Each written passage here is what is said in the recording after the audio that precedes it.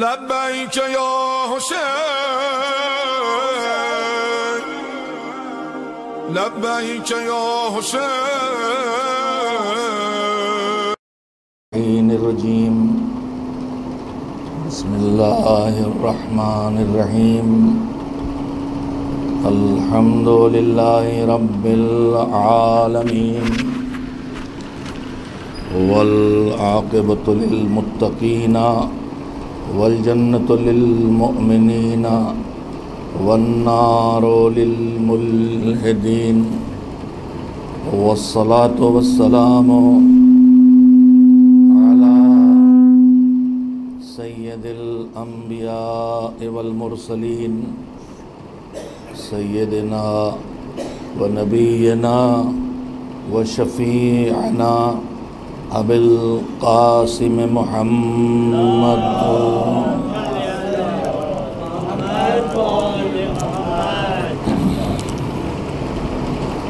و آلہ الطیبین الطاہرین المعصومین المظلومین واللعنۃ الدائمۃ الباقیۃ علی اعدائہم اجمعین من الآن الی یوم الدین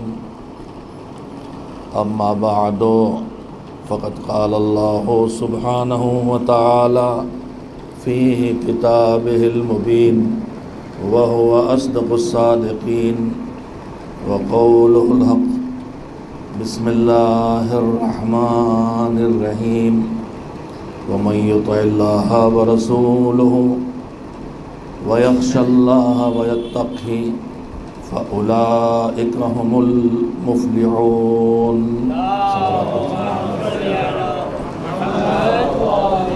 تھوڑی سی آواز بڑھائیں، آواز کو کھینچ رہا ہے۔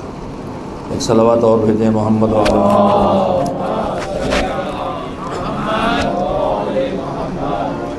آپ حضرات کی خدمت میں 21 محرم کی شب سے جس سلسلہ گفتگو کا آغاز کیا گیا تھا وہ تقریباً اختتامی مرحلے میں ہے۔ عنوان گفتگو تھا بہتر زندگی کے اصول۔ ظاہر اس سے مراد یہی ہے کہ وہ کون سی چیزیں ہیں جن کا خیال رکھ کے جیا جائے تو انسانی زندگی بہتر سے بہتر ہو سکتی ہے۔ اور جب یہ گفتگو دینداروں کے درمیان ہے تو پھر زندگی سے مراد صرف دنیا کی زندگی نہیں ہوگی، بلکہ زندگی سے مراد دنیا کی زندگی بھی ہوگی اور آخرت کی زندگی بھی۔ اب تک آپ حضرات کی خدمت میں جو گفتگو کی گئی ہے اس سب میں ان اصولوں کو پیش کیا گیا ہے کہ جو اصول اللہ نے بیان کیے ہیں یا قرآن کریم میں ان کا ذکر آیا ہے۔ جیسے کہ میں روز اسی آیت کی تلاوت کرتا ہوں کہ جو اللہ کی اطاعت کرے اور اللہ کے رسول کی اطاعت کرے اور جو اس طرح زندگی بسر کرے کہ اللہ کی ناخوشی سے، اللہ کی ناراضگی سے، اللہ کے عذاب سے، اللہ کے عتاب سے اپنے آپ کو بچا لے اور ساتھ ہی ساتھ اپنے مالک کو پہچانے اور اس کی عظمت کا احساس کر کے اس کے اندر انکساری پیدا ہو، اللہ کی عظمت کے احساس سے اس کے اندر خوف پیدا ہو اور یہ اکڑنا چھوڑ دے، غرور چھوڑ دے، اترانا چھوڑ دے۔ یہ 4 بنیادی اصول اس آیہ کریمہ میں اللہ نے بیان کیے ہیں۔ اللہ کی طاعت 1، رسول اللہ صلی اللہ علیہ وآلہ وسلم کی اطاعت 2، اور اس کے بعد اس طرح زندگی بسر کرنا کہ خود کو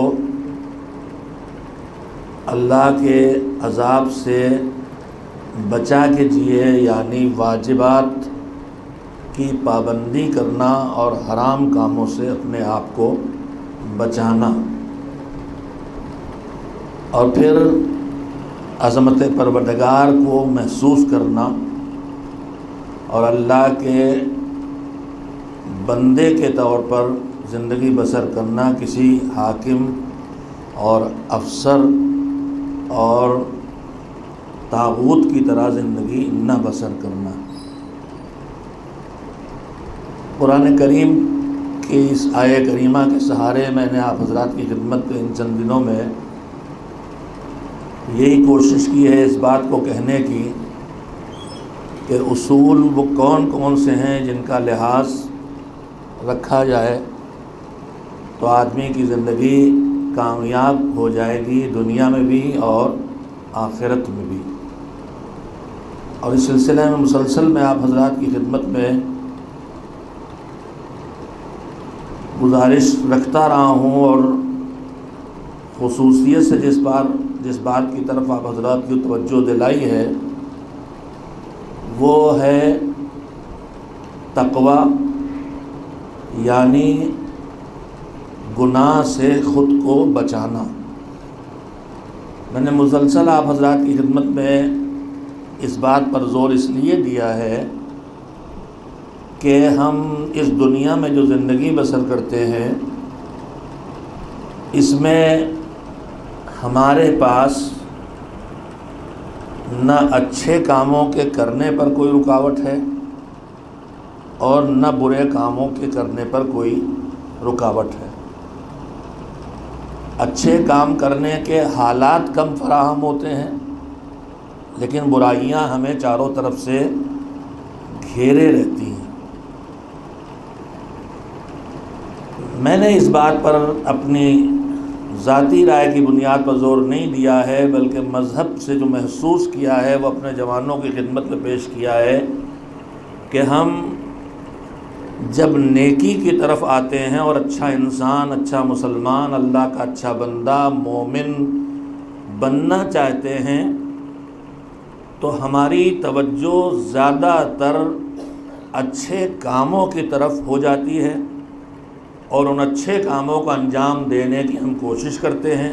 ہمارے جوان ماشاء اللہ سے انہیں سمجھایا جاتا ہے تو بزرگوں سے زیادہ نماز شب پڑھتے دکھائی دیتے ہیں۔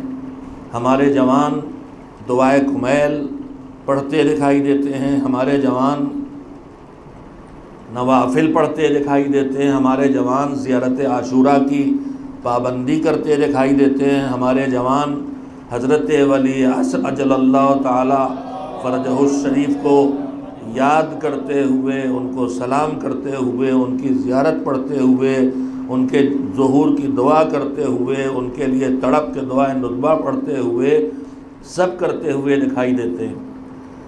یعنی جب نیکی کی طرف انسان توجہ کرتا ہے، سدھار کی طرف توجہ کرتا ہے، میں نے بار بار عرض کیا کہ ایام عزا اسی کے ہیں کہ ہم حسین جس مقصد سے نکلے اور ساری قربانیاں دی تھیں، میں روز دہراتا ہوں تاکہ ذہنوں میں یہ بات بیٹھ جائے اور بھول سے نہ بدلنے پائے کہ میرے مولا حسین نے جو اتنی قربانیاں دی ہیں جن کا ہم مسلسل تذکرہ سنتے ہیں، ان ساری قربانیوں کا پیش کرنے کے پیچھے ہدف کیا تھا؟ خالی یہ ہدف نہیں تھا کہ وہ شہید ہو جائیں اور ہم لوگ ان پہ روئیں، یہ کوئی معیار نہیں ہوا، یہ کوئی سوچ نہیں ہوئی کہ کوئی آدمی اس لیے جان دے دے کہ لوگ ہم پہ روئیں۔ یہ بھی اسلامی سوچ نہیں ہے کہ انہوں نے ان کی شہادت ہوئی تاکہ ان کی شہادت ہماری گناہوں کا کفارہ بن جائے اور ہمارے گناہ معاف ہو جائیں۔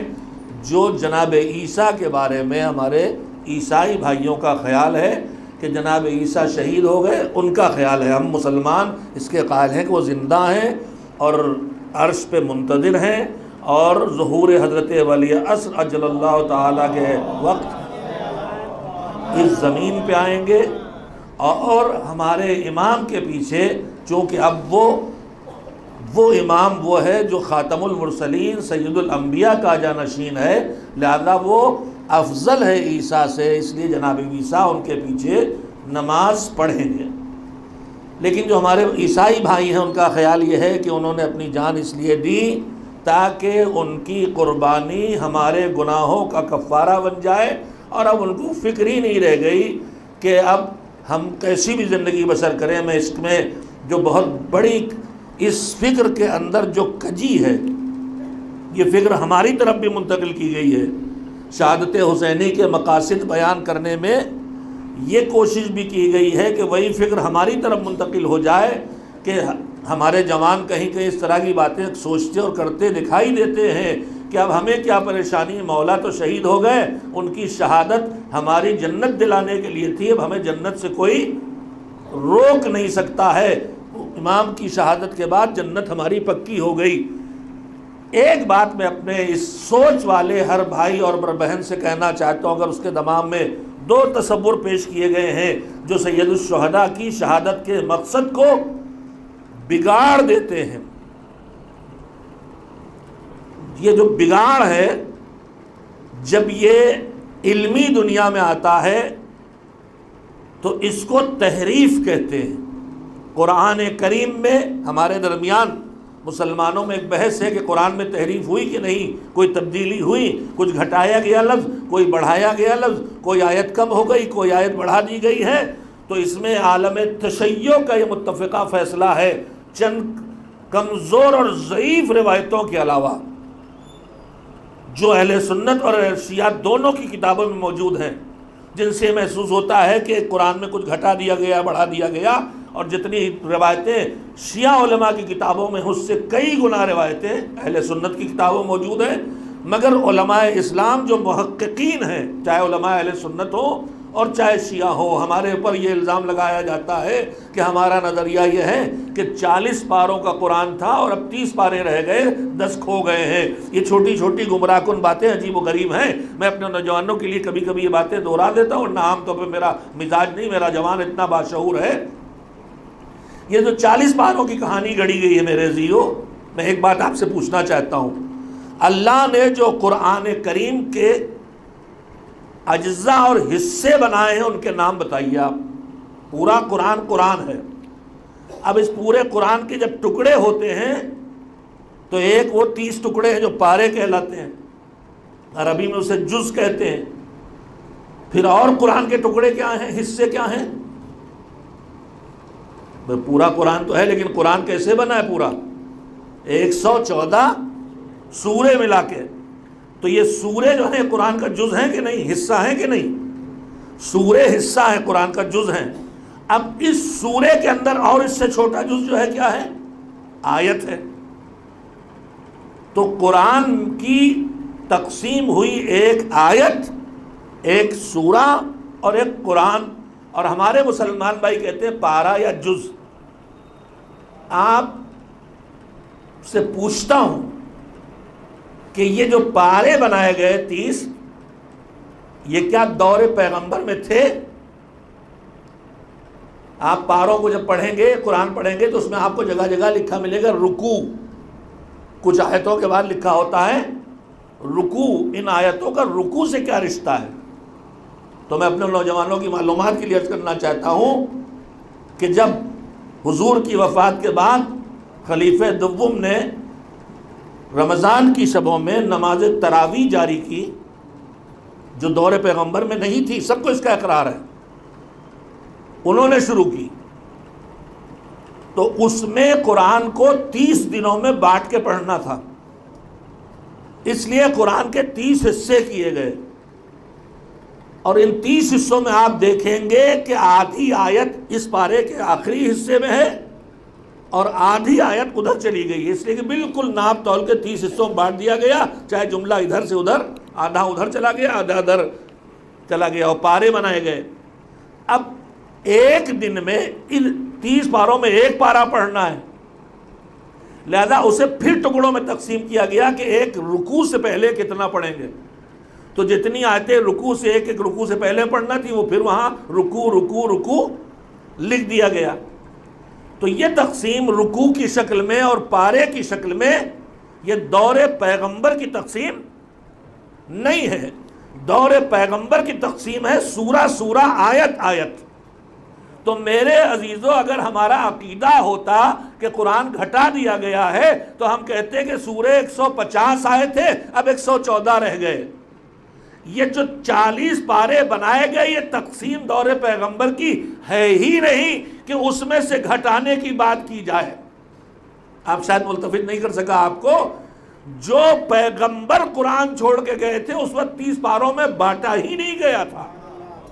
تو جب پیغمبر کی حیات میں 30 پاروں میں بٹا ہی نہیں تھا تو یہ کہانی کہاں سے کھڑی ہو سکتی ہے کہ پیغمبر کے بعد وہ بدل قرآن کھو گیا؟ ہمارے لیے کہا جاتا، ہمارا نظریہ ہے کہ وفات پیغمبر کے بعد جب خلفاء کے دور میں قرآن جمع کرنے کے جو قصے بیان ہوتے ہیں، البتہ وہ بھی قابل قبول نہیں ہے۔ پورے قرآن جمع کرنے کی داستان بنی امیہ کی بنائی ہوئی ہے۔ قرآن کو یہ الزام ہے رسول پر، جیسے یہ الزام ہے کہ پیغمبر اپنے بعد قیامت تک کے لیے دین کو لاوارث چھوڑ کے چلے گئے، کوئی وارث اور سرپرست نہ بنا گئے۔ یہ پیغمبر پہ الزام ہے، جس دین کو اتنی قربانیاں دے کے لایا گیا ہو، پیغمبر اسے لاوارث چھوڑ کے چلے جائیں، یہ الزام ہے۔ اسی طرح سے یہ الزام ہے کہ پیغمبر قرآن آتا رہا اور قرآن کو لاوارث چھوڑ کے چلے گئے۔ دور پیغمبر میں قرآن جمع ہو گیا تھا، حضور حکم دیتے تھے یہ آیت فلاں سورہ میں لکھ دو، یہ آیت فلاں سورہ میں لکھ دو، اب یہ سورہ بند کر دو، اب یہ نیا سورہ شروع کرو۔ تو ایک درمیانی بات میں اپنے نوجوانوں کے لیے عرض کرنا، آج کل پھر یہ فتنہ چل رہا ہے، اس لیے میں نے چھوٹی چھوٹی باتیں کہہ دی۔ اس وقت کا فتنہ جو ہمارے شیعوں کے نام پر فتنہ کر رہا ہے کہ اس میں یہ 26 آیتیں جو ہیں یہ رسول اللہ کی دور قرآن نہیں ہے، یہ بات کے لوگوں نے اس میں بڑھا دی ہیں، وہ ملعون جھوٹ بول رہا ہے۔ کوئی شیعہ اس بات کو نہیں مانتا، نہ ایک لفظ قرآن میں گھٹایا گیا ہے، نہ ایک لفظ قرآن میں بڑھایا گیا ہے۔ اور اس کی دلیل یہ ہے کہ یہ آیتیں پیغمبر کے بعد جب قرآن خلفاء نے جمع کیا تب بڑھائی گئی ہے۔ اس کا جواب یہ ہے کہ دور خلفاء میں قرآن جمع ہونے کی داستان بنی امیہ کی گڑھی داستان ہے۔ پیغمبر اپنی زندگی میں قرآن جمع کر کے چھوڑ گئے تھے۔ میں آپ سے پوچھنا چاہتا ہوں کہ پیغمبر جب اس دنیا سے جا رہے تھے تو حدیث میں کیا کہا؟ انی تارکن فیکم الثقلین کتاب اللہ۔ کیا بکھرے ہوئے پرچوں کو کتاب کہتے ہیں؟ جو ہڈیوں، چھالوں، لکڑیوں پہ لکھا ہو اسے، جو کہیں اس کے پاس ہو کہیں اس کے پاس، یا جو دفتیوں کے درمیان جمع کیا ہو۔ پیغمبر کے جملہ خود کہہ رہا ہے کہ کتابی شکل میں قرآن امت کے حوالے کر کے گئے تھے۔ ایک صلوات بھیجیں محمد و آل محمد علیہ السلام۔ اور برادران اہل سنت کی یہاں تو تھوڑی سی گنجائش بھی ہے اس کی کہ مان لیں کہ کچھ آیتیں کم ہو گئیں۔ فقہی مسئلہ ہے، فقہی مسئلہ یہ ہے کہ ہم اہل بیت سے وابستہ حضرات میں نماز واجب میں سورہ حمد کے بعد کیا واجب ہے؟ آپ بتائیے، میرے سامنے سب جوان بیٹھے ہیں ماشاءاللہ۔ سورہ حمد کے بعد کیا پڑھنا واجب ہے؟ بولا کریے۔ سورہ آدھا چوتھائی، پورا سورہ پڑھنا واجب ہے نا؟ اہل سنت کی فقہوں میں، چاروں فقہوں میں، جہاں تک میری یادداشت اگر صحیح ہے، ان کے ہاں پورا سورہ پڑھنا واجب نہیں ہے، چند آیتیں پڑھ لے تو کافی۔ اس لیے اکثر آپ سنتے ہیں جماعت میں، جو امام جماعت کو جو آیت جی چاہتا ہے اتنی آیتیں وہ پڑھ دیتے ہیں۔ مدینے میں جائیے، مکے میں جائیے، وہاں صاف سنائی دے رہا آیتیں کہیں سے بھی پڑھی جاتی ہیں، کچھ آیتیں پڑھ لی گئیں۔ لیکن فقہ اہل بیت میں پورا سورہ پڑھنا واجب ہے۔ تو اگر دور پیغمبر میں قرآن نازل نہیں ہوا، جمع نہیں کیا گیا تھا، تو پھر یہ سورے پڑھنے کی حکم دیا کیسے جاتا؟ جب بکھری آیتیں ہیں تو پھر یہ فلاں سورے میں رکھ دو، جو بعد میں کہانی گڑھی گئی کہ آیتیں سورے میں اس میں رکھی گئی، سورے ہی مکمل نہیں ہوئے تھے۔ تو اگر حکم پیغمبر یہ ہے کہ پورے سورے پڑھو تو اس کا مطلب دور پیغمبر میں سورے بھی پورے کیے جا چکے ہیں کہ نماز پڑھنے کا حکم دیا جا رہا ہے، اور کتاب بھی مکمل کی جا چکی ہے کہ اعلان کر کے جا رہے ہیں کہ میں کتاب چھوڑ کے جا رہا ہوں۔ ایک صلوات بھیجیں محمد و آل محمد علیہ السلام۔ ضمنی طور آ گئی، میں نے ضرورت سمجھا اس وقت چونکہ سوشل میڈیا باتیں چل رہی، جو باتیں برسرے ممبر ذہن میں آ گئی وہ میں نے آپ کی خدمت میں عرض کر دی۔ ممبر کی ذمہ داری سے کہہ رہا ہوں کہ شیعہ علماء و شیعہ مومنین کے درمیان کوئی ایک آدھ جاہل کوئی روایت گڑھی ہوئی، جیسے بنی اسرائیل نے، یہودیوں نے پیغمبر سے شکست کھانے کے بعد تدبیر یہ کی کہ ظاہری مسلمان ہو کے مسلمانوں میں داخل ہوئے، اور اس کے بعد جتنی ان کے ہاں خرافات تھی ان سب کو اسلامی روایتوں میں تفسیروں اور حدیثوں میں شامل کر دیا۔ وہ بڑی تعداد میں حدیث کی کتابوں میں برادران اہل سنت کی اور تفسیر کی، اور کچھ ہمارے شیعوں کی کتابوں میں بھی آ گئیں، ان کی پر بھروسہ کرتے ہوئے انہوں نے بھی منتقل کر دی۔ مگر یہ یہودیوں کی گڑھی ہوئی کتابیں ہیں، انہی میں کہانی بھی ہے جو بنی امیہ کے دور میں اپنے فضائل گڑھنے کے لیے کہ پیغمبر سے بڑا کام بعد میں آنے والوں نے کیا کہ قرآن جمع کر دیا، یہ داستان گڑھی گئی ہے۔ قرآن موجود تھا، قرآن پیغمبر جمع کر گئے تھے، سورے سورے کر کے موجود تھا۔ جو 114 سورے ہیں یہی قرآن کریم ہے جو اللہ نے حضور پہ اتارا تھا، یہی قرآن کریم ہے جو ہمارے ہاتھوں میں بھی ہے، اور یہی قرآن کریم ہے جو ہمارے زمانے کے امام کے ہاتھوں میں بھی ہے۔ ایک الزام یہ لگایا جاتا ہے تقیہ کرتے ہیں، یہ 30 پارے والا لیے گھوم رہے ہیں اور کہتے ہیں 40 پارے والا مہدی لے کے آئیں گے۔ بالکل غلط الزام لگایا جا رہا ہے، ہمارے پاس ایسی کوئی جھوٹی روایت بھی موجود نہیں ہے۔ ایک صلوات بھیجیں محمد و آل محمد۔ تو میں کئی ارادہ بات سے بات نکلتی چلی گئی کہ جب کچھ چینج کیا جائے، جب کچھ بدلا جائے، جب کوئی حقیقت کو سچائی کو چینج کیا جائے علمی دنیا میں، تو اسے کہتے ہیں تحریف۔ تحریف کی 2 قسمیں ہیں قرآن کریم میں، مثلا تحریف اس کے لفظوں کو بدل دیا جانا، اس کے آیتوں کو ٹکڑوں کو بدل دیا جانا، نہیں لفظی۔ لیکن ایک ہوتی ہے تحریف معنوی، یعنی الفاظ وہی رہیں معنی اس کے بدل دیے جائیں، جس کا سب سے بڑا نمونہ تحریف معنوی کا حدیث غدیر ہے کہ پیغمبر صلی اللہ علیہ وآلہ وسلم نے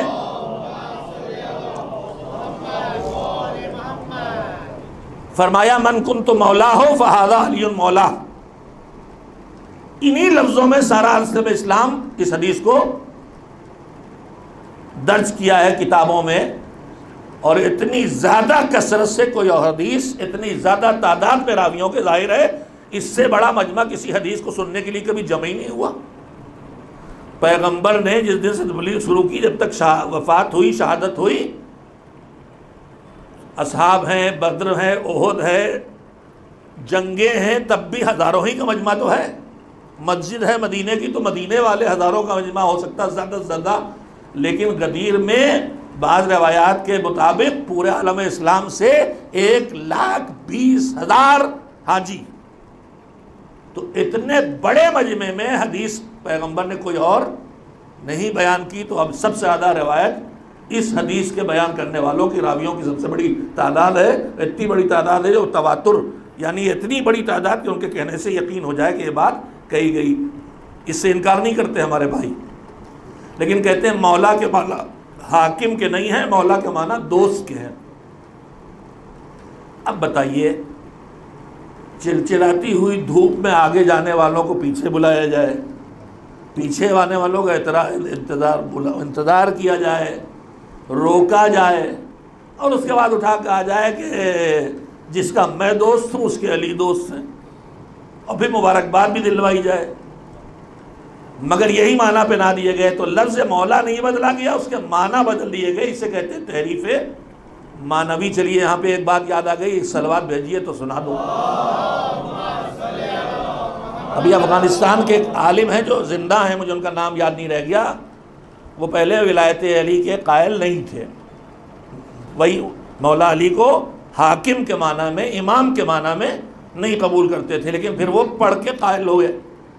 تو ان کے دوست احباب جو سب اہل علم تھے، علماء تھے، وہ ان سے بحث کرتے تھے۔ انہوں نے کہا ایک دن ہمارے دوست، شاید وہ دوست قندھار میں رہتے تھے، کہیں 150-200 کلومیٹر دور رہتے تھے، ملنے آئے اور خوب بحث ہوئی، اور وہی کہتے رہے کہ مولا تو کہا ہے، مگر مولا کے معنی ہے دوست، مولا کے معنی حاکم کے نہیں ہیں۔ حالانکہ جو روایت اٹھا کے پڑھیے لفظوں کے معنی جب کئی معنی ہوں ایک لفظ کے تو اس وقت اس لفظ کے ارد گرد کیا بات ہوئی ہے اس سے طے ہوتا ہے. تو اس جملے کے پہلے پیغمبر نے فرمایا تھا الستو اولا بکم من انفسکم. پیغمبر نہیں کہا تھا کہ میں تمہارا دوست ہوں کہ نہیں. پیغمبر نے فرمایا تھا تمہارے نفسوں پر تم سے زیادہ اختیار میرا ہے کہ نہیں. تو اسی اولا سے تو یہ مولا ہے. تو پیغمبر پہلے ہی سمجھا گئے تھے جو مولا کہنے والا ہوں وہ دوست کے معنی نہیں ہے, وہ اختیار کے معنی میں, اقتدار کے معنی میں, حکومت کے معنی میں. لیکن نہیں ماننے والے نہیں مانتے, تو وہ بھی نہیں مان رہے تھے. خیر دوست بحث کی نہیں, اس کے معنی بھئی ہے کہ بہت تمہارے دوست ہیں.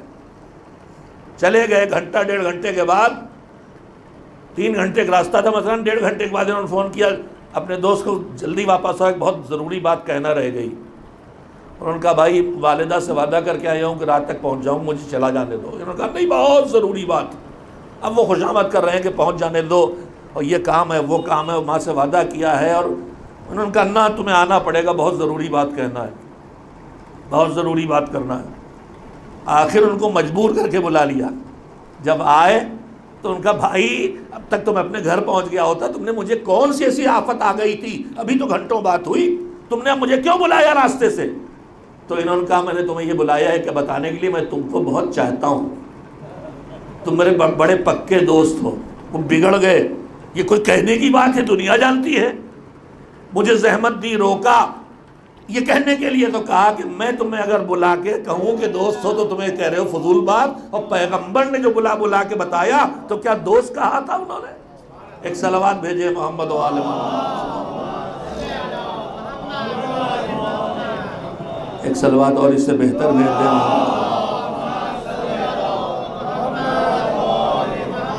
تو یہ ہے تحریف معنوی کہ اصل الفاظ باقی رہیں لیکن اس کا پیغام مفہوم معنی بدل دیا جائے. اسی طرح سے ایک تحریف اور ہے, واقعہ رہے باقی اور واقعے کا مطلب بدل دیا جائے. ہم آپ سامنے بیٹھے بے تکلف دوست ہیں, بات چیت میں کبھی آپ سب جوان کیا ہی کرتے ہیں, بے تکلف دوست ہے, تھپڑ مار دیا, گھوسا مار دیا, مکی مار دیا, کچھ چٹکی کاٹ لی, ہوتا رہتا آپ پہ, ہاتھ پائی لنگی مار کے گرا دیا, ہوتا ہے نہیں.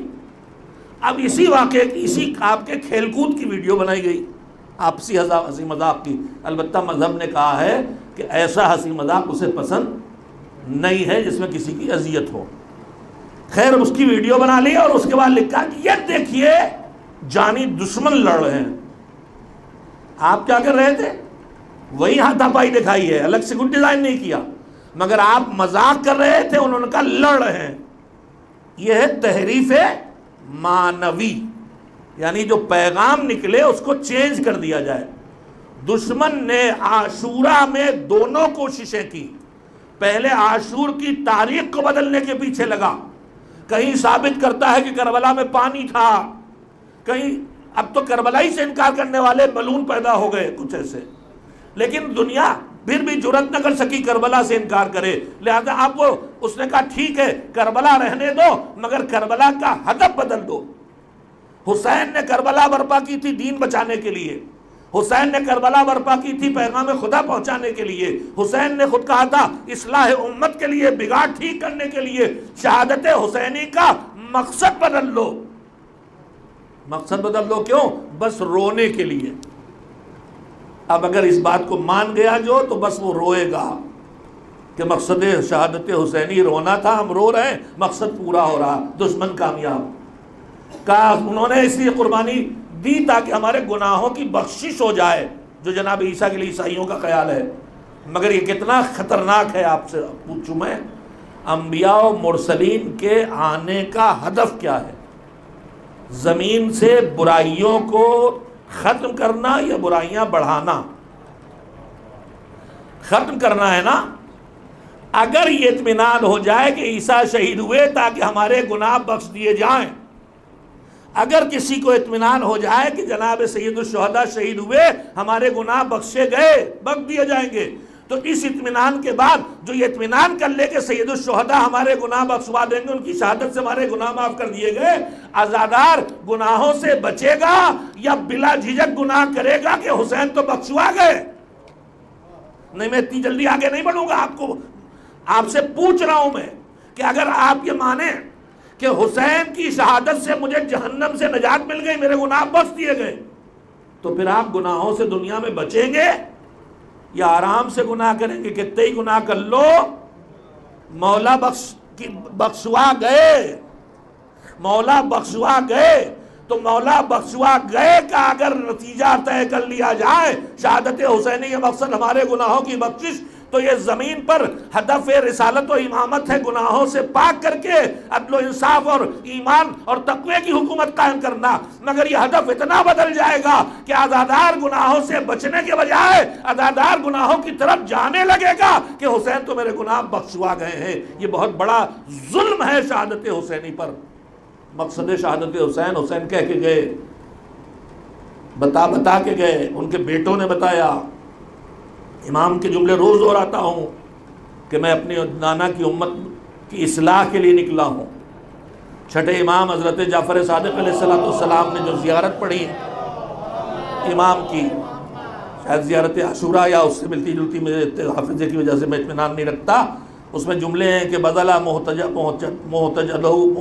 موجتہ فیک، میرے جد حسین نے اپنی جان تیرے لیے قربان کر دی۔ کیوں؟ تیری راہ میں قربان کر دی۔ کیوں؟ تاکہ دو جملے ہیں، تاکہ امت کو، تیرے بندوں کو، امت نہیں، تیرے اللہ سے خطاب، تیرے بندوں کے کو لِيُخْرِجَ عَبِيدَكَ مِنْ حیرت الضلالہ۔ دو جملے امام نے فرمائے ہیں کہ حسین نے قربانی دی تاکہ جہالت کی تاریکی سے تیرے بندوں کو نکالے اور گمراہی کی حیرت سے تیرے بندوں کو نکالے۔ تو ہدف شہادت کیا ہوا؟ جہالت کو علم سے بدلنا۔ ہدف شہادت کیا ہوا؟ گمراہی کو ہدایت سے بدلنا۔ اصلاح امت کے ٹکڑے ہیں، تو صحیح مقصد شہادت حسینی یہ ہے، جو بگاڑ ہے اسے ٹھیک کرنا، اس میں جہالت کو علم سے بدلنا بھی ایک بگاڑ ہے، اسے ٹھیک کرنا، اس میں گمراہ ہو جانا بھی ایک بگاڑ ہے، راہ راست پہ لانا، اسے ٹھیک کرنا۔ یہ ہے ہدف شہادت حسینی۔ عزاداری جب کرے آدمی تو اس عزاداری سے ہمارے اندر یہ صلاحیت بڑھنا چاہیے۔ جیسے نماز کا اثر ہے گناہوں سے بچاتی ہے، تو نماز جتنی پڑھی جائے گناہوں سے بڑھنے کی صلاحیت اتنی بڑھنا چاہیے۔ اسی طرح سے جتنی عزاداری کی جائے، نوحے، مرثیے، ماتم، جلوس، حسین ڈے، زینب ڈے، شب بیداری، مجلس، جتنی عزاداری کی جائے، یہ عزاداری کس لیے؟ جو مقصد حسین ہے اسے پورا کرے، گمراہی سے نکالے، بگاڑ ٹھیک کرے۔ تو ہمارا بگاڑ ٹھیک ہونا چاہیے۔ اسی مہم کو میں آپ کے سامنے رکھ رہا ہوں کہ بہترین اور کامیاب زندگی جو معیار قرآنی دیا ہے اس میں ایک یہ ہے کہ اپنے عملی بگاڑ کو ٹھیک کرو، اور عملی بگاڑ کے ٹھیک کرنے کا نام ہے تقوی کی راہ پہ آنا۔ واجب نہ چھوٹے، حرام نہ ہو، کوئی ایسا قدم نہ اٹھائے جو اللہ کی ناراضگی کا سبب بنے۔ اب میں پھر وہیں جلدی سے واپس آ جاؤں جہاں سے بات شروع کی تھی کہ میرے عزیزوں، میں نے مسلسل اس بات پہ زور دیا ہے اپنے جوانوں کے سامنے کہ جب ہمارے اندر دین کا جذبہ پیدا ہوتا ہے، رمضان آتا ہے، محرم آتا ہے، ہم دین کی طرف متوجہ ہوتے ہیں، یا کوئی بزرگ سمجھاتا ہے یا کوئی درس سن لیتے ہیں، کسی عالم تقریر سنتے ہیں، تو نماز شب پڑھنے لگیں گے، تلاوت قرآن کرنے لگیں گے، دعائے کمیل پڑھنے لگیں گے، حدیث قصہ کی پابندی کرنے لگیں گے، مناجات زین العابدین پڑھنے لگیں گے، روزہ رکھنے لگیں گے، صدقات دینے لگیں گے، امام زمانہ کار خیر کرنے کی طرف بڑھتے چلے جاتے ہیں۔ لیکن جتنا ہم متوجہ ہوتے ہیں اچھے کاموں کو انجام دینے کے طرف، اتنی توجہ ہماری گناہوں سے بچنے پر نہیں ہوتی۔ میں نے کئی دن آپ کے سامنے یہ بات رکھی، محنت کی ہے یہ میسج دینے کے لیے کہ نیکیاں کرنا جتنا اہم ہے، اس سے کہیں زیادہ گناہوں سے خود کو بچانے کی اہمیت ہے۔ میں اس سلسلے میں آج پھر ایک چوتھے امام حضرت زین العابدین علیہ السلام کے ایک جملے کو آپ حضرات کی خدمت میں رکھنا چاہتا ہوں، جو دعائے مکارم الاخلاق کا ایک فقرہ ہے، اور میں اپنے جوانوں سے کہوں گا کہ جیسے آپ مجلسوں میں سن کے تفسیر قرآن تک پہنچے، جیسے آپ مجلسوں میں سن کے نہج البلاغہ تک پہنچے، ویسے ہی ایک اور بہت بڑا ذخیرہ ہمارے پاس اپنی اصلاح کا، سدھارنے کا، معرفت حاصل کرنے کا، دین سمجھنے کا، پروردگار کو پہچاننے کا، محمد و آل محمد کے فضائل کو سمجھنے کا، زندگی کے طریقوں کو پہچاننے کا، دشمن سے بچنے کا، سلیقہ حیات پیدا کرنے کا، جو کچھ سیکھنا ہے، چاہے وہ ایمان کی دنیا کی سیکھنے کی چیزیں ہوں، چاہے اعمال کی دنیا کی سیکھنے کی چیزیں ہوں، چاہے اخلاق کی دنیا کی سیکھنے کی چیزیں ہوں، ان کی ایک بہترین جگہ صحیفہ کاملہ ہے۔ صحیفہ کاملہ خرید نہیں ہے تو خرید لائیے، ترجمے کے ساتھ پس ترجمہ پڑھنا شروع کر دیجیے، آپ انشاءاللہ اس کے ذریعے اپنے وجود میں بہت تبدیلیاں لا سکیں گے۔ دعائے مکارم اخلاق ان میں سے بھی ایک اعلیٰ ترین دعا ہے، شب قدر پڑھنے کے لیے وارد نہیں ہوئی ہے، لیکن شیخ عباس قمی جیسے بزرگ عالم نے، چونکہ شب قدر دعاؤں کی شب ہے، لہذا انہوں نے دیکھا کہ یہ دعا اپنی عقل سے مانگے گا تو کہاں تک پہنچے گا، تو انہوں نے معصومین کی دعاؤں میں سے تاکید کی ہے کہ آج کی شب مکارم الاخلاق پڑھو، آج فیصلوں کی رات ہے، تو دعائے مکارم الاخلاق میں بہت وہ چیزیں ہیں جو ہم زندگی میں کبھی سوچے نہ، اگر امام نے بتائی ہوتی۔ مثلا ہمارے لیے کسی دل میں کینہ ہے، ہمارے لیے کسی دل میں نفرت ہے، ہمارے لیے کسی دل میں بغض ہے، تو ہم کیا کرتے ہیں؟ ہم دعا کرنے کھڑے ہوں گے تو اس کی بھلائی کی دعا کریں گے کہ جو میرا دشمن ہے اللہ اس کو خوب نعمتوں سے نواز دے۔ کیا کریں گے؟ اس سے نپٹنے کی دعا کریں، اس کے کینے سے بچا کے رکھ، اس سے میرے ساتھ جو بدسلوکی کی ہے اس کا بدلہ لے، یہی سب ہے ہمارے پاس۔ لیکن سید سجاد کیا دعا کر رہے ہیں؟ کہہ رہے ہیں پروردگار جن کے دلوں میں میرے لیے دشمنی اور کینہ ہے، ان کے کینے کو میرے لیے محبتوں سے بدل دے۔ پیغام ہے پورے معاشرے کے لیے کہ نہیں، کہ کینے والوں سے لڑو نہیں، جو دشمنیاں دلوں میں رکھے ہیں ان کے ساتھ مقابلے بازی نہ کرو، ان کا جیسا برتاؤ ان کے ساتھ نہ کرو، پتھر کا اینٹ کا جواب پتھر کے فارمولے پہ نہیں۔ سنو کیا کرنا ہے، کہا دعا کرو کہ ان کے دل میں جو تمہاری دشمنی ہے وہ تمہاری محبت سے بدل جائے۔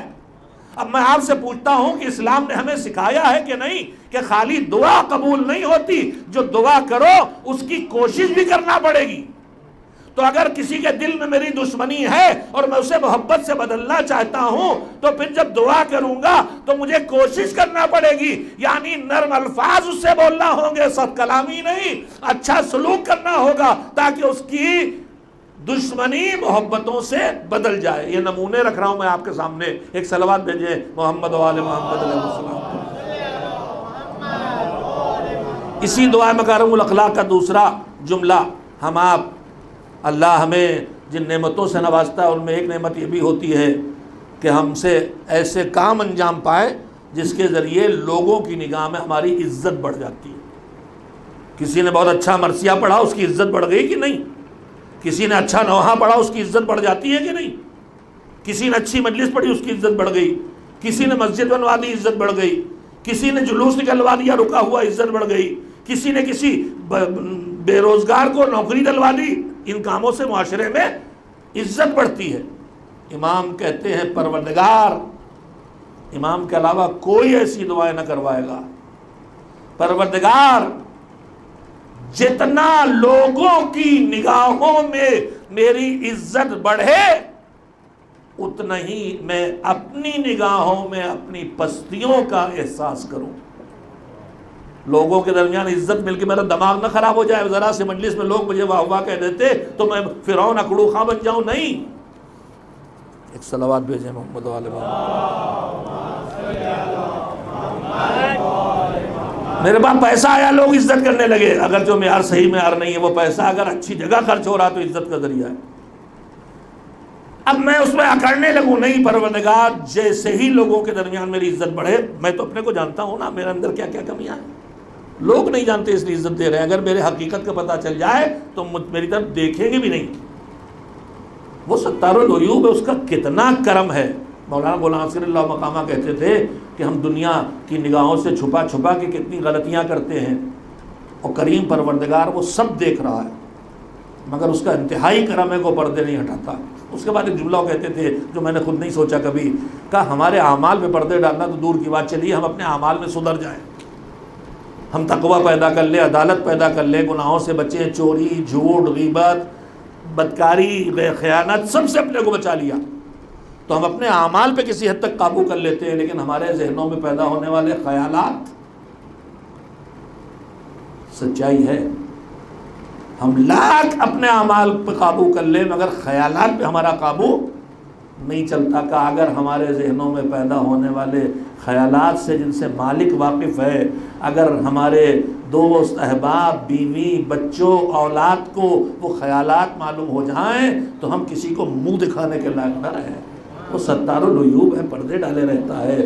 پھر یہی تقاضا ہے کہ جب وہ ستار ہے، پردے ڈالے رہتا ہے، تو طریقہ یہی بتایا گیا ہے کہ اگر تم چاہتے ہو کہ تمہاری کمیوں پہ پردے پڑے رہیں تو تم لوگوں کی کمیوں پہ پردے ڈال کے رکھو تاکہ اللہ تمہاری کمیوں پہ پردے ڈالے۔ ورنہ پھر اللہ کہتا ہے کہ اگر تم نے کسی کے گھر میں گھس کے جاسوسی کی اور اس کی کمیاں ڈھونڈ کے اسے معاشرے میں پھیلایا، اگر تم نے دوسروں کے عیبوں کو پھیلایا تو پھر میں تمہارے عیبوں سے پردے ہٹا دوں گا۔ ہمارا معاشرہ اس وقت بلا کا شکار ہے، واٹس ایپ پر، سوشل میڈیا پر دونوں ایک دوسرے کے پردے ہٹائے جا رہے ہیں، عیوب بیان کیے جا رہے ہیں، اور یہ مصیبت علماء، خطباء، ذاکرین، شعراء جو ذمہ داران دین ہیں ان پر بھی آ گئی ہے۔ وہ اس سچائی کو کیوں نہیں محسوس کرتے کہ اللہ کہہ رہا اگر تم نے پردے ہٹانا شروع کیے تو ہم بھی پردے ہٹا دیں گے۔ بند ہونا چاہیے سوشل میڈیا پر دوسروں کو عیب کو پیش کرنا، بند ہونا چاہیے دوسروں کے۔ اللہ قرآن کریم میں صاف کہتا ہے، لوگ کہتے ہیں ارے صاحب حقیقت ہی تو ہے، ہم کہہ رہے ہیں نا، اللہ کہہ رہا لا یحب اللہ الجہر بالسوء، چھٹے پارے کی پہلی آیت ہے کہ برائی کو کھلم کھلا کرنے اور پھیلانے پر اللہ قطعاً راضی نہیں ہے۔ چھپا کے رکھو، خود بھی اور دوسروں سے بھی کہا ہے چھپا کے رکھو۔ روایت میں ہے کہ کچھ ایسی خصلتیں ہیں کہ جن کو کوئی آدمی نہ اپنائے تو کبھی بھی وہ مومن نہیں ہو سکتا۔ اس میں سے اللہ کی صفت ہے ستار العیوب ہونا، پردے ڈالنا کا۔ جیسے اللہ دوسرے کے گناہوں پہ پردے ڈالتا ہے، مومن کی بھی ذمہ داری ہے کہ ویسے ہی دوسروں کی خطائیں جو اس کی نگاہوں میں آ گئی ہیں ان پہ پردے ڈال کے رکھے، تبھی مومن ہو سکتا ہے۔ یہ بھی زندگی کا ایک اصول ہے، کامیاب زندگی کا، اچھی زندگی کا، کہ ہم دوسروں کے گناہوں کو چھپا چھپا کے رکھیں تاکہ ہماری غلطیاں، ہماری کوتاہیاں اور ہماری خطائیں بھی لوگوں سے چھپی رہیں۔ اس لیے کہ اگر ہماری غلطیاں لوگوں کے سامنے آئے گی تو ہماری زندگی بے چینی کی زندگی ہو جائے گی، ذلت کی زندگی ہو جائے گی، اور لوگوں کے درمیان نفرت کی زندگی ہو جائے گی۔ اگر سکون کی زندگی چاہتے ہیں تو زندگی کا ایک اصول یہ بھی ہے کہ تم دوسروں کی کمیوں پہ پردے ڈال کے رکھو تاکہ اللہ تمہاری کمیوں پہ پردے ڈال کے رکھے۔ ایک صلوات بھیجے محمد والا۔ بس میں ختم کر رہا ہوں بات کو۔ میں نے عرض کیا تھا کہ ہم جب اچھا بننے طرف آتے ہیں تو اچھے کام کرنے پہ توجہ زیادہ دیتے ہیں، گناہ سے بچنے پہ کم توجہ دیتے ہیں۔ مگر گناہ سے بچنا کتنا اہم ہے۔ دعا میں کروں والاخلاق کا جملہ مجھے سنانا تھا، میں سنا کے آج کی گفتگو اور کل جو حاضر ہوں گا اس میں سمیٹ کے جتنی فہرست کم سے کم اصولوں کی بتا سکوں گا جو اصول زندگی کو اچھا بنا سکتے ہیں، وہ فہرست آپ کو گنا دوں گا انشاءاللہ۔ ایک صلوات بھیجے محمد والا۔ دعا میں کروں والاخلاق کے اس فقرے کو سنانے سے پہلے میں آپ سے ایک سوال کرنا چاہتا ہوں تاکہ فقرہ اچھی طرح سے سمجھ سکیں۔ یہ بتائیے کہ دین اور مذہب اور اسلام ہمیں جو اللہ سے نعمتیں ملی ہیں ان کے حفاظت کرنے اور صحیح استعمال کرنے کا حکم دیتا ہے یا ان کو برباد کرنے کا؟ نعمتوں کو بچا کے رکھو، نعمتوں کی قدر کرو، نعمتوں کا صحیح استعمال کرو۔ ان نعمتوں میں جو ملی ہیں بڑی نعمت کیا ہے؟ تو جواب یہ ہے کہ دنیا کی سب سے بڑی نعمت ایمان ہے۔ ایمان کے بعد جو سب سے بڑی نعمت ہے وہ کون سی ہے؟ جو نعمت نہ ملتی تو ہم کسی اور نعمت کے پانے کے قابل ہی نہ ہوتے۔ وہ کون سی نعمت ہے؟ دیکھیے کھانے کا کتنا اثر ہے۔ پتہ نہیں ہے ابھی تک ڈاکٹروں نے کوئی جاگنے کی دوا بنائی ہے کہ نہیں. اگر بنائی ہو تو مجھے دے دیں گے تاکہ اگلے دن سے یہ تبرک میں ڈلوا دیا کروں. ایک صلوات بھیجیں محمد والے محمد پر.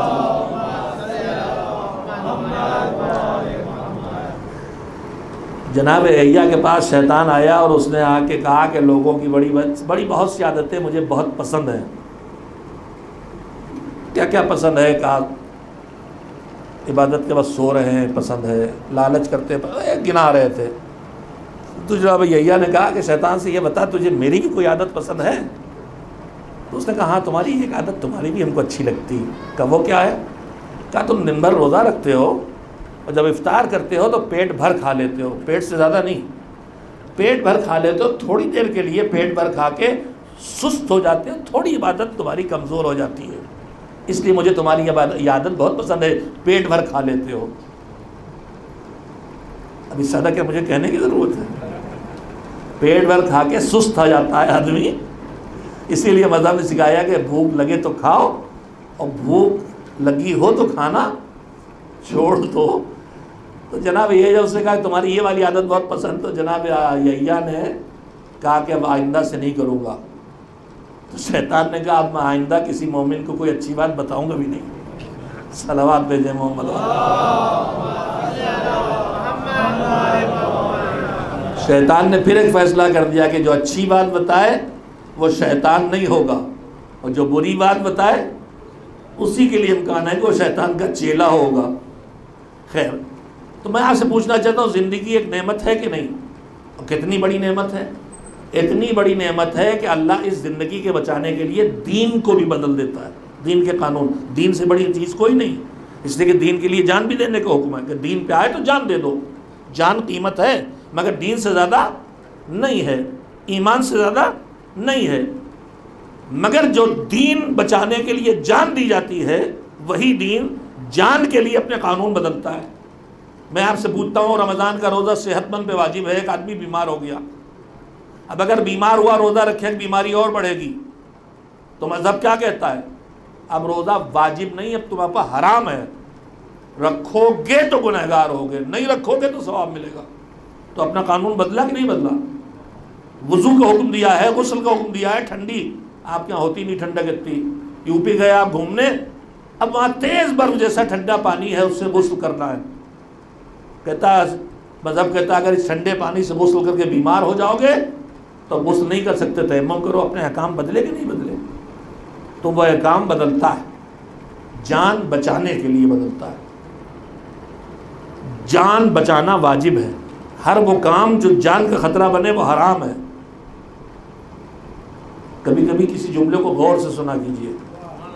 ہر وہ کام جو جان کا خطرہ بنے، جو آبرو کا خطرہ بنے، جو دین کا خطرہ بنے وہ حرام ہے، چاہے واجب رہا ہو. واجب کام بھی کسی وقت خطرہ آبرو، خطرہ جان، خطرہ مال کثیر بن جائے تو حرام ہے. تو پھر اب اور بحث کیا رہ گئی باقی؟ اگر وہ خطرہ بنے کوئی بھی میرا عمل تو پھر اس سے ہمیں بچنا ہوگا. دین بھی آدمی، ہم نماز ہم پر واجب ہے لیکن فساد ہو گیا، ہم پلیٹ فارم پہ ہیں، ڈھونڈ ڈھونڈ کے مارا جا رہا ہے. اب اگر وہاں ہم نماز پڑھنے کھڑے ہوں تو کیا ہوگا؟ ابھی مار دیے جائیں گے. کہ نماز مت پڑھو، پڑھو گے تو حرام. اس وقت تمہارے پاس واجب ہے کہ نماز نہ پڑھو، پڑھنا حرام ہے. اتنا بدلتا دین اپنے آپ کو. اسلام میں جان، خودکشی حرام ہے کہ نہیں ہے؟ اپنی موت کی دعا کرنا بھی اسلام میں اجازت نہیں ہے. اللہ مجھے اٹھا لے، اس کی اجازت نہیں ہے. اپنی موت کو دعا نہیں کر سکتے. زندگی کی دعا کرو، زندگی کے بچنے دعائیں ساری پڑھ ڈالیے. ہر جگہ آپ کو لکھا ملے گا طولن فی العمر، لمبی عمر دے، صحتن فی البدن، فی الجسم، صحت دے، لمبی عمر دے. تو جان بچانا واجب ہے، جان کی حفاظت واجب ہے. جان موت کی دعا نہیں کی جا سکتی. کوئی دعا کر رہا تھا کہ پروردگار اب مجھے اٹھا لے، تو امام نے کہا یہ بتا کیا تو آخرت کے لیے بالکل تیار ہو گیا جو کہہ رہا اٹھا لے؟ ہم کوئی کسی وقت نہیں کہہ سکتے کہ آخرت ہماری بالکل ہم تیار ہیں اور موت دے دے ہمیں ہم نجات پا جائیں گے. تو جب نجات کا یقین نہیں تو طول عمر کی دعا کرو, اور اس میں دعا کرو کہ فی طاعتک. دعاؤں پہ اگر غور کریں جملے, میں اسی لیے کہتا ہوں دعائیں پڑھا کیجئے. کہیں کہیں دعا ہے کہ عمر لمبی دے, اور کہیں کہیں یہ دعا ہے کہ لمبی عمر دے, تیری اطاعت میں ہو لمبی عمر. اب یہیں سے جو میں سنانا چاہتا تھا کہ جان اتنی قیمتی مگر گناہوں سے بچنا کتنا اہم مسئلہ ہے. دعائے مکارم الاخلاق کے فقرے ہے. سید سجاد حضرت زین العابدین علیہ السلام خطاب کرتے ہوئے فرماتے ہیں امرنی ما کان عمری بذلتن فی طاعتک فاذا صار عمری مرتعا للشیطان فاقبضنی الیک قبل ان یسبق مقتک الی و یستحکم غضبک علی. پروردگار, لفظوں کو سن لیں, پروردگار امرنی مجھے عمر دے, زندگی دے, ما کان عمری بذلتن فی طاعتک, جب تک کہ میری عمر اور میری زندگی تیری اطاعت میں بسہولت چلتی رہے. بسہولت میری زندگی تیری اطاعت ہو, اس وقت تک مجھے زندہ رکھ جب تک تیری اطاعت میں بسر ہو. لیکن اب آگے سنیے, اطاعت کے ساتھ معصیت تو ہے, اس کے بغیر ہم میں کوئی نہیں ہے. لیکن اب دعا کے جملے پہ غور کریں اور مثال پہ غور کریں, اور اگلا جملہ ترجمہ کرنے سے پہلے جو مثال اس میں امام نے دی ہو میں آپ کو سنا دوں. آپ نے بھیڑ بکریوں کو چرتے دیکھا ہے؟ چرواہے جو بھیڑ بکریاں گائے بیل بھینس لے کے چرانے جاتے ہیں تو جس میدان میں چھوڑ دیتے ہیں اس میں چھوٹی چھوٹی گھاس بھی ہے, چھوٹی چھوٹی پودے بھی ہیں, پودے بڑے بھی ہیں, جھاڑیاں بھی ہیں, سب طرح کے ہیں نا, پھول بھی پتی بھی سب کچھ ہے. اب جب اس میں بھیڑیں بکریاں کودتی ہیں تو بالکل منمانی کرتی ہیں کہ نہیں؟ یہاں سے اوپر کے کلے کھا گئیں, یہاں سے جڑ پکڑ کے کھود ڈالی, یہاں سے زمین سے اکھاڑ دیا, یہاں سے اوپر سے کھا لیا, یہ پھول چبا گئی, وہ پھل کھا گئی, اور وہ بیچارہ میدان ان کا کچھ نہیں کر پاتا. پوری طرح سے جانوروں کے اختیار میں جو سلوک چاہے ان کے ساتھ کرے ہے. اگر اس کیفیت کو محسوس کر لیا تو یہ ہے چراگاہ. چراگاہ میں جانور جو سلوک کرتا ہے کاہے کے ساتھ؟ اس چراگاہ کی گھاس پھوس پودے پیڑ جھاڑی پھول پتی کے ساتھ. اس کیفیت کو سوچئے. اب آئیے, کبھی ہم آنکھوں سے گناہ کر دیں, پھر خیال آیا گناہ ہے, توبہ کی, زبان سے گناہ کیا, توبہ کی, رکے جھجک کے گناہ کیا. لیکن کبھی کبھی ایسا ہوتا ہے کہ گناہ ہی گناہ کے دروازے اتنے کھول دیتا ہے کہ آدمی بے باک ہو جاتا ہے گناہ میں. گالیاں بھی بک رہا ہے, غیبتیں بھی کر رہا ہے, نامحرموں کو بھی دھوک رہا ہے, مقدمے بازی بھی, جتنی برائیاں بے حصوں کی طرح کیے جا رہا. اور شیطان جیسے بھیڑیں چراگاہ میں منہ مارتی, کبھی آنکھوں کو لگا دیا گناہ پہ, کبھی زبان لگا دی, کبھی کان لگا دیے, کبھی ہاتھ لگا دیا, کبھی پیسہ لگا دیا, کروا رہا ہے. اب ترجمہ سنیے, امرنی ما کان عمری بذلتن فی طاعتک, جب تک تیری اطاعت میں میری زندگی بسہولت چلتی رہے مجھے لمبی عمر دے. فاذا صار عمری مرتعا للشیطان, لیکن جب میں ایسا ہو جاؤں کہ میری زندگی شیطان کی چراگاہ بن جائے, یعنی جہاں منہ مارے جو چاہے میرے ساتھ کرے, گناہ پہ گناہ, گناہ پہ گناہ, کبھی آنکھوں سے, کبھی کانوں سے, کبھی زبان سے, کبھی ہاتھوں سے, کبھی دل سے, کبھی دماغ سے, کبھی پیسے سے, کبھی پیٹ سے, کبھی جسم کے اور حصوں سے کرائے چلا جا رہا, کوئی رکاوٹ نہیں, کوئی گھبراہٹ نہیں, کوئی الجھن نہیں, چلے جا رہا ہے مجھے. کہا اگر یہ نوبت آ جائے کہ میں شیطان کی چراگاہ بن جاؤں, فاقبضنی الیک, تو پھر مجھے زندگی نہیں چاہیے, مجھے موت دے کے اپنے پاس بلا لے.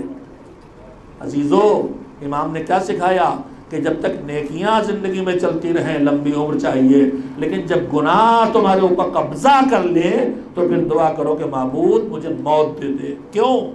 اس لیے کہ اگر انہی گناہوں پہ زندگی چلتی رہی اور شیطان کی چراگاہ میرا وجود بنا رہا تو پھر ہونا کیا ہے؟ قبل ان یسبق الی, مقتک، تیری ناراضگی کا رخ میری طرف ہو جائے، یسبق مقتک الیہ، تیری ناراضگی کا رخ میری طرف ہو جائے، او یستحکم غضبک علیہ، یا تیرا غضب میرے اوپر پکا ہو جائے، یعنی ایک دو گناہ اور پھر گھبرائے، پھر توبہ، پھر جھجکے، پھر توبہ، ایسے کرنے پہ نہ اللہ کا ناراضگی کا رخ ہوتا ہے اور نہ اللہ کا غضب پکا ہوتا ہے۔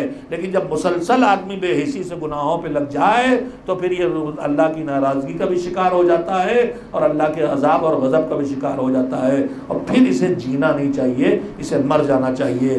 کربلا میں دو گروہ تھے، ایک وہ تھے جن کی پوری زندگی بذلتاً فی طاعتیں تھی کہ پورا وجود اللہ کی اطاعت کے حوالے، ایک ایک جسم کا ٹکڑا اللہ کی اطاعت کے حوالے، زبان ذکر خدا پہ چل رہی ہے تو ہاتھ دشمنان خدا کو کاٹ رہے ہیں، تو پیشانی سجدے میں جا رہی ہے، تو بدن کے باڈی حسین کے جسم کے آگے کھڑے ہو کے ڈھال بنی جا رہی ہے۔ ایک طرف ایسی اطاعت ہے اور دوسری طرف وہ نافرمانی ہے کہ فرزند رسول نماز کا وقت مانگ رہا ہے تو تیروں کی بارش ہو رہی ہے، پانی دیکھ کے دیکھتا ہے تو پانی زمین پہ پھینک دیا جاتا ہے، شیطان ان پہ قبضہ کر چکا ہے، ایک لشکر پہ شیطان قبضہ کر چکا ہے اور ایک لشکر وہ ہے جس کا پورا وجود اللہ کے حوالے ہے۔ ابھی کل میں نے زینب کبریٰ سلام اللہ علیہا کی زندگی کا دشوار ترین مرحلہ آپ کے سامنے رکھا۔ وہ کیا تھا؟ وہ یہ تھا کہ زینب سب کچھ برداشت کرتی چلی آئی، سر تسلیم خم رکھا، لیکن جب ظالم نے تادیانہ اٹھا کے کہا ننگے سر چلو دربار میں، تو زینب نے کہا تھا بددعا کروں گی نہیں جاؤں گی، مگر سید سجاد جو امام وقت ہے ان کا اشارہ محسوس کیا تو سر جھکا کے ننگے سر دربار میں چلی گئی۔ یہ کیا ہے؟ تیری اطاعت کے حوالے ہے میرا وجود، اگر میرے ننگے سر دربار میں جا کے ذلت اٹھا کے ہی دین بچنے والا ہے تو میں یہ اطاعت بھی کرنے پہ تیار ہوں۔ بہت سی تسلسل سے دو فقرے سنے، بے چین ہو کے انشاءاللہ روئیں گے۔ زینب کی بے چینی بیویوں نے دیکھی ہے کہ ننگے سر دربار میں جانے پہ راضی نہیں ہیں، لہذا جب زینب دربار میں پہنچی تو بیویاں ان کو حلقے میں لے کے بیٹھ گئیں، اور نشست کیسے ہے؟ سامنے تخت پر اونچائی پہ یزید، تخت کے نیچے حسین کا سر، اور بھائی کے کٹے ہوئے سر سے لکڑی سے چھڑی سے ظالم کا کھیل، اور زینب یہ منظر دیکھ رہی ہے مگر بددعا نہیں کرے گی، امام نے روک دیا ہے۔ تماشائیوں کی بھیڑ، سب کی نگاہیں ادھر، بیویاں گھیر کے بیٹھ گئی، کرسیاں ہی کرسیاں لگی ہیں، آخر میں دور زمین پہ ان قیدیوں کو بٹھایا گیا ہے جو سردار جنت کی بہن ہے، جو سردار جنت کی بیٹیاں ہیں، جو رسول کی نواسیاں ہیں، گود کے پالی ہیں، انہیں زمین پہ خاک پہ بٹھایا گیا ہے، حلقے میں لیے بیویاں بیٹھی ہوئی ہیں کہ ایک مرتبہ یزید کی نگاہ پڑی اور اس نے دیکھا کہ ایک بیوی کو بہت سی بیویاں سب حلقے میں لیے بیٹھی ہیں۔ اس نے پوچھا کون ہے؟ کسی نے کہا یہ زینب، یہ حسین کی بہن زینب، یہ علی کی بیٹی زینب۔ زینب کے لیے اور مشکل ہے، پہچانوا دی گئی۔ یزید نے کہا زینب اٹھ کے سامنے آؤ، میں تم سے کچھ بات کرنا چاہتا ہوں۔ اب زینب کیا کرے؟ اب یزید کے سامنے ننگے سر کھڑا ہونا پڑے گا، زینب کیا کرے؟ مگر زینب کی اس بے چینی کو دیکھا، ان کی کنیز نے جو حبشہ کی رہنے والی، جو فضہ کے علاوہ اور کوئی نہیں ہوگی۔ ایک مرتبہ فضہ آ کے، حبشہ کی کنیز فضہ آ کے زینب کے سامنے کھڑی ہو گئی اور کہا امیر یہ نہیں ہونے دوں گی، جب تک میں زندہ ہوں زینب سے تو بدو ہو کے گفتگو نہ کر سکے گا۔ یزید نے کسی سے کہا اسے کوڑے مار کے ہٹاؤ، کوئی ظالم تادیانہ لے کے بڑھا کہ فضہ کو کوڑے مار کے ہٹا دے۔ کہ ایک مرتبہ فضہ کی نگاہ اٹھی تو دیکھا یزید کے پیچھے حبشہ کے رہنے والے سیاپوش غلام کھڑے ہیں جو اب حبشہ کے ہیں جہاں کی فضہ ہے، اور ان کے ہاتھوں میں یزید کی حفاظت کی تلواریں ہیں۔ ایک مرتبہ فضہ نے وہیں سے آواز دی، اے میرے غیرت دار حبشہ کے بھائیوں، تمہاری غیرت کو کیا ہو گیا؟ تمہاری بہن کو دادیانے بہن نہیں ہے، خالی ہم وطن ہے، تمہاری بہن کو دادیانے لگے ہیں، تم تماشا دیکھو۔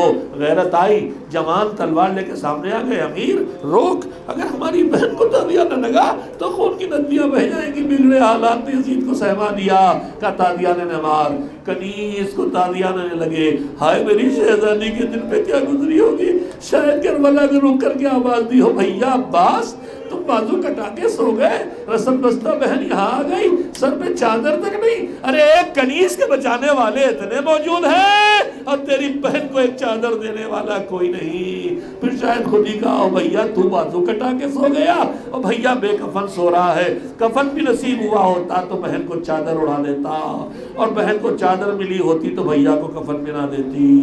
ہائے یہ ساری قربانیاں دے دی، ساری رسوائیاں اٹھا لی تاکہ دین بچ جائے، تاکہ عزاداروں تک دین پہنچ جائے، تاکہ عزاداری ہمیں دیندار بنا دے، تاکہ ہمارے گھروں سے تکبیروں کی صدائیں سنائی دیں اور ہماری بہنوں کے سروں پہ چادریں دکھائی دیں۔ وَسَيَعْلَمُ الَّذِينَ ظَلَمُوا أَيَّ مُنقَلَبٍ يَنقَلِبُونَ أَلَا لَعْنَةُ اللَّهِ عَلَى الْقَوْمِ الظَّالِمِينَ۔ اللہم تقبل منا انک انت السمیع العلیم۔ پروردگار ہمارے ان آنسوؤں کو رومال حضرت زہرا میں جگہ عنایت فرما، جو رومال پیشانی تک پہنچ گیا، ہلکے وہ قربانی دینے والے تھے، ہم نے قربانیاں نہیں دی، مگر ہمارے دل بے چین ہوتے ہیں، یہ آنسو خلوص کے آنسو ہے معبود، ہمارے ان آنسوؤں کا گندے نجس ہیں، مگر ہمارے ان آنسوؤں کو رومال زہرا میں جگہ دے دے، ہمیں مادر حسین کی شفاعت پانے کے لائق بنا دے، ہمیں شفیع محشر کے ذریعے جہنم سے نجات دے دے، جو دنیا سے چلے گئے ہیں وہ بھی عزادار تھے ان کی بخشش کر دے، زمین پر جہاں کہیں ہے کوئی تیرے اس مظلوم ہادی کی عزاداری کر رہا ہے، اسے راہ راست پہ رکھ، اسے گمراہی سے بچا کے رکھ، اور اسے معصومین کی سیرت پہ سمجھنے، اس پہ عمل کی توفیق عنایت فرما، اور انہیں شفاعت محمد والے محمد عنایت فرما۔ ماتم حسین۔